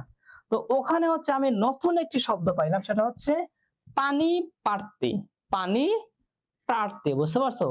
প আকার মূর্ধন্য রসই পানি প্রার্থী আর কি, বুঝতে পারছো? তো এই শব্দটা আমার কাছে নতুন লাগলো, আমি এটা সার্চ করলাম, সার্চ করে জানলাম সেই শব্দের অর্থ হচ্ছে আহ আচ্ছা আচ্ছা, পড়ো নাই তোমরা, ঠিক আছে? পরে দেখো যদি সুযোগ হয়, ওই গল্পটা খুবই মজার একটা গল্প হচ্ছে বা একটা শিক্ষণীয় গল্প আছে। তো ওখানে হচ্ছে কি আমি নতুন অনেক শব্দ পেলাম, যেগুলো আমাকে নতুন করে অর্থ জানতে হয়েছে। তুমি যখন এটা প্রথম পড়তে যাবে, তোমার কাছে কি অনেক নতুন শব্দ তোমার সামনে আসবে, সেই অর্থটা আমরা জানি না, সেই অর্থটা আমাদেরকে জানতে হবে। এবং নতুন নতুন শব্দের অর্থ যখন আমরা জানবো, তখন অনেক ইন্টারেস্টিং মনে হবে, কারণ তোমার আশপাশে কেউ এই শব্দগুলা জানে না। আমি যখন পানি প্রার্থীটা পড়লাম, পানি প্রার্থী অর্থটা আমি খুঁজলাম, খুঁজে দেখলাম যে আমাদের হচ্ছে বাসায় যখন আমাদের বড় ভাইয়া বড় আপু, আমরা যখন বিয়ের আয়োজন করি না তাদেরকে, ওদেরকে যে দেখতে আসে পাত্রপক্ষ, এই পাত্রপক্ষকে বা পাত্র যে থাকে তাকে বলা হয় কি পানি প্রার্থী। এই যে আমি একটা ইন্টারেস্টিং নতুন শব্দ জানলাম, সেটা কিসের মাধ্যমে, কোথা থেকে জানছি? এই ডিকশনারি থেকে জানছি, অভিধান থেকে জানছি, কিংবা শব্দকোষ থেকে জানছি। তো এরকম আমরা অনেক নতুন শব্দের অর্থ আমরা জানতে পারবো এই ডিকশনারি থেকে, ঠিক আছে? তারপরে শুদ্ধ বানান। এই যে পানি প্রার্থী, আমি কিন্তু এটা বলার পরে তোমাদেরকে স্পেলিং করে বলেছে যে প আকারে পা, মূর্ধন্য ঐকারে নি, ঠিক আছে? আমি যদি এটা উচ্চারণ স্পেলিং করে বলে না দিতাম, তাহলে তোমরা কি মনে করতা? পানি যে জল, আমরা যে পানিটা ওয়াটার যেটা, ওটার পানি মনে করতা, বুঝতে পারছো? এই কারণে কি করতে হয়, আমাদেরকে শুদ্ধ বানানটা শিখতে হয়, না হলে কি অনেক সময় ভুল হয়। সেই যে শুদ্ধ বানান শেখাটা আমরা এই ডিকশনারি থেকে কিংবা অভিধান থেকে বা শব্দকোষ থেকে শিখতে পাই। শুদ্ধ বানান যদি আমরা ঠিক না হয়, অনেক সমস্যা হয়, অনেক ক্ষেত্রে, পরীক্ষার ক্ষেত্রে সমস্যা হয়, ব্যবসা বাণিজ্যের ক্ষেত্রে সমস্যা হয়, তুমি ক্যারিয়ার লাইফে যেখানেই যাবা, ব্যবসা করো, টিচিং করো, থাকো, অন্য যেখানে যাও, এই বানান শুদ্ধ করাটা আমাদের অত্যন্ত জরুরি। তো সেটা কি আমরা এটা দিয়ে শিখতে পারি। তারপর হচ্ছে শব্দের শ্রেণী বা পদ জানা যায়। শব্দ, পৃথিবীতে কত শব্দ আছে, শব্দ তো তোমরা নিশ্চয়ই জানো, তাই না? যে এক বা একাধিক বর্ণ, অর্থাৎ ও আ খ ক যা যা আছে, স্বরবর্ণ বা ব্যঞ্জন যেগুলো আছে, এবং এগুলার সাথে যে এগুলার যে চিহ্ন যেগুলো আছে, আকার ইকার সইকার, এগুলা মিলে যখন কোনো একটা অর্থ প্রকাশ করে, সেটাকে আমরা কি বলি? শব্দ বলি। তো এই যে শব্দগুলো আছে, শব্দগুলোর অনেকগুলা প্রকার আছে এবং অনেকগুলা পদ আছে। সেই পদ এবং প্রকার সম্পর্কে কি আমরা ডিকশনারি থেকে জানতে পারি। তারপরে ভাষা সমৃদ্ধ হয়। তোমরা ধরো, যেমন ধরো আমি তোমাদেরকে নর্মালি একটা ক্লাস নিচ্ছি, এই ক্লাসটাই যদি হচ্ছে ধরো রবীন্দ্রনাথ নিতেন, তাহলে কেমন করে নিতেন? ওনার ভাষা এত বেশি সমৃদ্ধ হইতো, আমরা সবাই মন্ত্রমুগ্ধের মতো শুনতাম। তারপরে যদি ধরো এই যুগের কোন একজন কবি যদি তোমাদের ক্লাসটা নিতেন, তাহলে কি ওনার কথা শুনতে অনেক বেশি মজা লাগতো আমাদের ক্ষেত্রে। তো এই যে ভাষাকে শ্রুতি মধুর করা, ভাষাকে সমৃদ্ধ করা, তুমি হচ্ছে দেখা যায় যে তুমি এমন একজন মানুষ, তোমার ভাষার মধ্যে, তোমার কথা বলার মধ্যে কি প্রতিনিয়ত নতুন নতুন শব্দ আছে, তুমি নতুন নতুন উচ্চারণ করো, খুবই সুন্দর করে গুছিয়ে কথা বলতে পারছো। এটা মূলত তুমি যত বেশি শব্দ জানবা, যত বেশি শব্দের অর্থ জানবা, তত বেশি হচ্ছে কি হয়, এই ভাষাটা সমৃদ্ধ হয়। এবং তোমরা যারা হচ্ছে ইংলিশ শিখছো, কিংবা তোমরা যারা ভবিষ্যতে হয়তো অ্যাব্রোডে পড়াশোনা করতে যাবা, বিদেশে পড়াশোনা করতে যাবা, তোমরা হয়তো এখনই অনেকে আইএলটিএস নিয়ে ভাবতেছো যে ইংলিশ পরীক্ষাটা দিবা। তো আইএলটিএস যারা করে, আইএলটিএস এর যে স্কোর হয় না, 9 এর স্কোর হয়, সর্বোচ্চ হচ্ছে 9, 6 অনেকে পায়, 6.5 পায়, 7 পায়, এরকম নাম্বারটা পেয়ে থাকে। তো এই ক্ষেত্রে জানা হচ্ছে যত বেশি স্মার্ট শব্দ ইউজ করতে পারে, যত বেশি ফ্রেজেস ইউজ করতে পারে, বা আরো অনেকগুলা সমৃদ্ধ করে নতুন ভাষা অনেক গুছিয়ে বলতে পারে, এবং একটা ইউনিকনেস আছে। ইংলিশ তো সবাই বলছে, কিন্তু তার বলার মধ্যে কি থাকবে, অনেকগুলা নতুন নতুন শব্দ থাকবে। তারপরে অনেক সময় একাধিক সেম অর্থ প্রকাশ প্রকাশ করে এরকম অনেক একাধিক শব্দ আছে। সেই শব্দগুলা যখন তুমি বাছাই করে করে যখন বলতে পারবা তখন কি হয়, তোমার স্কোরটা অনেক বেড়ে যায়, বুঝতে পারছো? তো এই ক্ষেত্রে ভাষা, তো এইটা যে তোমার স্কোরটা বাড়বে, স্কোরটা কিভাবে বাড়বে, যত বেশি শব্দ বেশি তুমি জানতে পারো, বুঝতে পারছো? তো এই জন্য ভাষা সমৃদ্ধ হয়, ভোকাবুলারি বলো কিংবা অভিধান বলো কিংবা শব্দকোষ বলো কিংবা ডিকশনারি বলো, এর মাধ্যমে কি হয়। তারপরে লেখালেখি ও যোগাযোগ সহায়তা। তোমরা কি এমন কেউ আছো যে কেউ কবিতা, গল্প, উপন্যাস এগুলো লিখতে পারো? এরকম কেউ থাকলে একটু জানাও তো।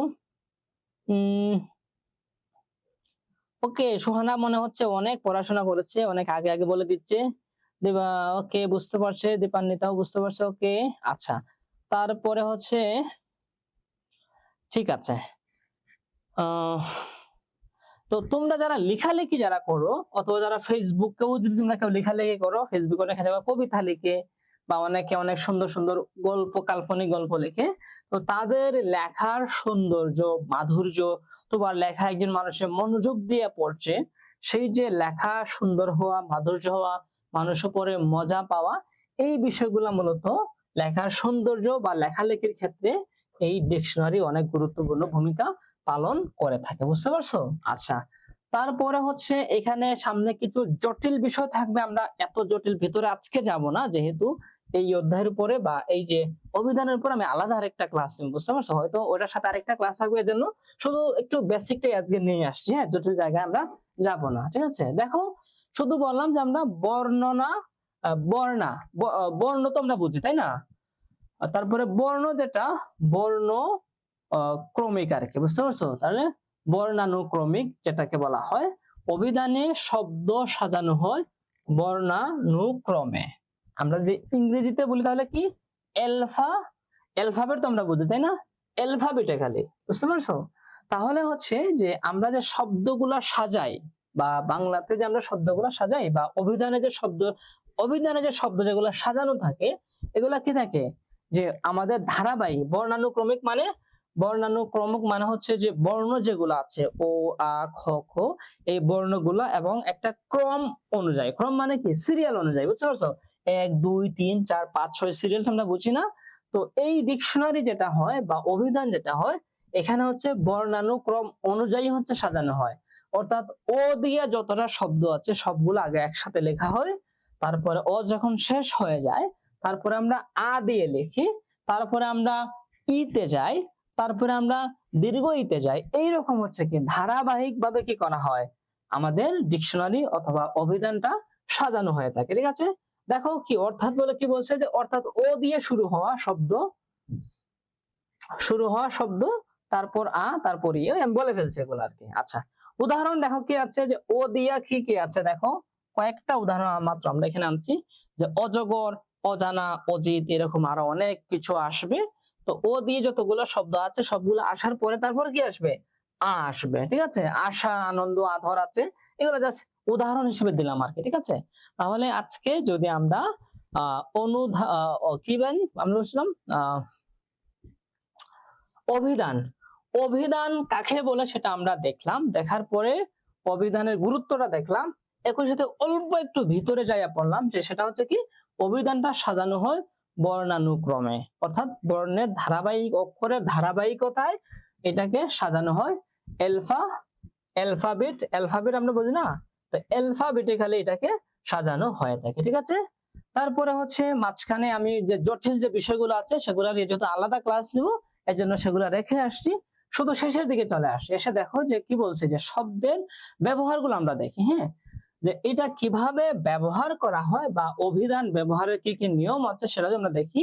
কি হয়, যে শব্দের প্রথম অক্ষর অনুযায়ী খুঁজতে হয়। যেমন ধরো তুমি খুঁজতে যাচ্ছ, তোমার নাম হচ্ছে ধরো অনন্যা, অনন্যা নামে সম্ভবত ক্লাসে কেউ নাই সম্ভবত, ধরো তোমার নামটা হচ্ছে অনন্যা, ঠিক আছে? তো তুমি চাচ্ছ তোমার নামের অর্থ খুঁজতে, তোমার নামের সঠিক বানান খুঁজতে, তোমার নামের শব্দের উৎপত্তি খুঁজতে, ঠিক আছে? তাহলে তুমি ওটা খুঁজতে কি করবা, যে শব্দের প্রথম যে অক্ষরটা ও, ও দিয়ে যতগুলো শব্দ আছে সেগুলাকে ওখানে তুমি খুঁজে তোমার নামটা পেয়ে যাবে আর কি, ঠিক আছে? তাহলে আমরা যখন অভিধানটা ব্যবহার করতে যাই, সেক্ষেত্রে শব্দের প্রথম অক্ষর অনুযায়ী এটাকে খুঁজতে হয়, ঠিক আছে। তারপরে দেখো, তারপরে দ্বিতীয় তৃতীয় দেখে সাজানো ক্রমে হয়ে থাকে, ঠিক আছে। আচ্ছা, তারপরে ধরো ও, হ্যাঁ, ওর পরে দ্বিতীয় যে অক্ষর থাকে, তৃতীয় অক্ষর এইরকম সাজানো থাকে আর কি, ঠিক আছে। তারপরে হচ্ছে শব্দের পাশে তার পদ অর্থ লেখা থাকে, বুঝছো। এটা আমরা আগেই দেখছি যে শব্দের সবকিছু যা যা আছে, অর্থ পদ বানান যা যা আছে সবকিছু কি ওখানে লেখা থাকে। তারপরে অর্থ বা উদাহরণ দেখে সঠিক শব্দ নির্বাচন করো। অনেক সময় হয় যে সেম শব্দ সেম অর্থ, কিন্তু ব্যবহার অনুযায়ী কি হয়ে যায়, পার্থক্য হয়ে যায়। তো এজন্য আমাদেরকে লাস্ট যে সাজেশনটা দিয়েছে বা লাস্ট যে নিয়মের কথা বলছে, সেটা বলছে যে তুমি অর্থ বা উদাহরণ দেখে কি সঠিক শব্দটা নির্বাচন করো। তুমি একটা পেয়ে গেছো, সেটাই নিয়ে নিও না, কারণ দেখা যাবে এই শব্দে যে প্রেক্ষাপটে ব্যবহার হয়েছে এবং তোমার যে প্রেক্ষাপট সেটা কি আলাদা হতে পারে। এজন্য তুমি কি করবা না, এটা শব্দর ব্যবহার দেখে বা সঠিক উদাহরণ দেখে নির্বাচন করবা। ওকে, আচ্ছা, এইটুকু হচ্ছে আমরা জাস্ট অভিধান সংক্রান্ত বিষয়ে আজকে জাস্ট একটা ব্রিফ দিলাম তোমাদেরকে। নেক্সট ক্লাসে অভিধান নিয়ে আরো একদম পুরো ডিটেইলসে আলোচনা করব। একই সাথে আমি দেখলাম যে বিরাম চিহ্নের উপর ইতিপূর্বে তোমাদের আরেকটা ক্লাস হয়েছে, এর জন্য বিরাম চিহ্নের উপর তো ডিটেইলস আমি ক্লাস নেই নাই, শুধু মোটামুটি কম নিয়েছি, কিন্তু অভিধান যেটা এটার উপর আমাদেরকে ডিটেইলসে ক্লাস নিব ইনশাআল্লাহ আরো। তো আজকে আমরা এই পর্যন্তই। আমরা যদি অভিধান, আজকের যে ক্লাসের দ্বিতীয় পার্ট যেটা আমাদের ছিল অভিধান, সেই অভিধানে হচ্ছে অভিধান কাকে বলে আমরা দেখলাম, তারপরে অভিধানের গুরুত্বটা দেখলাম, অভিধানের হচ্ছে কিভাবে সাজানো হয় বর্ণনা ক্রমে সেটা আমরা দেখলাম, এবং অভিধান ব্যবহারের নিয়মটাও দেখলাম। হ্যাঁ, এই যে চারটা বিষয় নিয়ে আমরা অভিধান থেকে আলোচনা করলাম। এখানে তোমাদের কোনো প্রশ্ন আছে কিনা একটু বলো। অলরেডি আমাদের সময় শেষ হয়ে গেছে, তারপরও তোমরা একটু বলো। ওকে, সাদিয়ার কোনো প্রশ্ন নাই, তার মানে তোমরা বুঝতে পারছো। হ্যাঁ, তারপরে হচ্ছে দীপান্বিতা হচ্ছে গল্প লিখতে পারি। ওকে দীপান্বিতা, ঠিক আছে, খুবই ভালো। তোমাদের যদি নিজস্ব কোনো গল্প লেখা থাকে তাহলে তোমরা দেখাইও স্যারকে, স্যারে হচ্ছে তোমাদের গল্প পড়ে যদি কোনো সাজেশন থাকে বা জানাবো আর কি, হ্যাঁ, গল্পটা কেমন হয়েছে। স্যারও ছোটখাটো গল্প লিখতাম, এখন লেখা হয় না আর কি, এখন তো বড় হয়ে গেছি, সময় পাওয়া যায় না, জন্য লেখা হয় না, কিন্তু গল্প অনেক মজার জিনিস। ওকে, সাইফারও প্রশ্ন নাই, রাদিয়াও ওকে, ঠিক আছে। আচ্ছা, যারা গল্প লিখতে পারো, তোমাদের নিজস্ব কোনো লেখা গল্প যদি থাকে, তোমরা যদি মনে করো যে সেটা স্যারকে দেখাইতে চাও, দেখাই হচ্ছে সেটার উপর ফিডব্যাক নিতে চাও, তাহলে দেখাইতে পারো। আর হচ্ছে আজকের যে ক্লাস নিলাম সেটার উপর তোমাদের প্রশ্ন নাই বলছো। আমি যদি একটু রিক্যাপ করি, অভিধানের উপর যেটা পড়াইছি, অভিধান কাকে বলে, অভিধানের গুরুত্ব, অভিধান ব্যবহারের নিয়ম, একটু ভিতরে যাই যেটা পড়াইছি যে বর্ণনা ক্রম, অর্থাৎ অভিধান কিভাবে লেখা থাকে, জাস্ট এই চারটা বিষয় পড়াইছি। তারপরে যদি আমরা বিরাম চিহ্নতে আসি, বিরাম চিহ্নতে আমরা পড়াইছি হচ্ছে বিরাম চিহ্ন কাকে বলে, বিরাম চিহ্নের প্রকারভেদ, তারপরে হচ্ছে বিরাম চিহ্নের যে বিভিন্ন চিহ্ন যেগুলো আছে সেগুলোর ব্যবহার পড়াইছি, এবং লাস্টে হচ্ছে তোমাদেরকে হোমওয়ার্ক দিয়েছি, 4-5টা হোমওয়ার্ক দিয়েছি, সেগুলা হচ্ছে তোমরা নিশ্চয়ই দেখে নিয়েছো হোমওয়ার্ক গুলা। এই যে হোমওয়ার্ক গুলা দিয়েছিলাম এখানে আর কি, বিরাম চিহ্ন কাকে বলে, এবং এখানে একটা পার্থক্য আছে, সেই পার্থক্যটা সহ তোমরা দেখাবা তোমাদের হোমওয়ার্কে আর কি। তো আজকে এ পর্যন্তই থাকলো। তোমাদের কোনো প্রশ্ন যদি না থাকে তাহলে আমরা শেষ করে দিব। তো আমি দেখি তোমাদের কোনো প্রশ্ন আছে কিনা বা তোমাদের কোনো কিছু বলার আছে কিনা, সেটাও তোমরা বলতে পারো আর কি। বলো তো কি কি, কয়েকটা মেসেজ দেখি। তাকিয়া পোয়েম লিখতে পারি, হ্যাঁ, খুবই ভালো, যেই যেটা লিখতে পারো আর কি। অনেকে হচ্ছে, আমি যখন ইন্টারমিডিয়েটে পড়তাম তখন আমি অনেক লিখতাম, তো আমি হচ্ছে দেখা যাইতো আমি হচ্ছে লিখে আমার ডায়েরিতে রাখতাম, কিন্তু হচ্ছে কোনো টিচারকে আমি দেখাই হচ্ছে একটু ফিডব্যাক নিব, ওটা পাওয়া যেত না আর কি। একজন স্যারকে পাইছিলাম, ওনাকে মাঝে মধ্যে দেখাইতাম, স্যার খুবই ফিডব্যাক দিতেন আমাকে। আমরা যখন শুরুতে যখন লিখি অনেক ভুল হয় আর কি, অথবা হচ্ছে আমরা এক্স্যাক্টলি যেইভাবে লিখতে চাই সেইভাবে হয় না। তারপর হচ্ছে এই যে লিখতে লিখতে আমি একজন কি লেখক হয়ে যাব। তো যেই কবিতা, গল্প, উপন্যাস, ছোট গল্প যাই যেটা লিখো, তারাই হচ্ছে চাইলে দেখাইতে পারো স্যারকে, সমস্যা নেই। হ্যাঁ, তোমরা হচ্ছে স্যারকে পাঠিয়ে দিও হোয়াটসঅ্যাপে বা যে কোনো ভাবে পাঠাইতে পারো, পাঠিয়ে দিও। তো তোমাদের গল্পগুলো স্যারে দেখে হচ্ছে ফিডব্যাক দিবো ইনশাল্লাহ। তো পরবর্তী ক্লাসে আবার তোমাদের সাথে দেখা হবে আর কি ইনশাল্লাহ। হ্যাঁ, তো ততদিন ভালো থেকো, আর তোমরা হচ্ছে সবাই ঠিক মতো পড়াশোনা করো, কারণ তোমাদের তো পরীক্ষার সামনে চলে আসছে। হ্যাঁ, পরীক্ষার প্রস্তুতি সংক্রান্ত যে কোনো হেল্প লাগলে আমাদেরকে তোমরা জানাবে, ইনশাল্লাহ আমরা সর্বোচ্চ ট্রাই করবো। ওকে, সবাইকে আসসালামু আলাইকুম।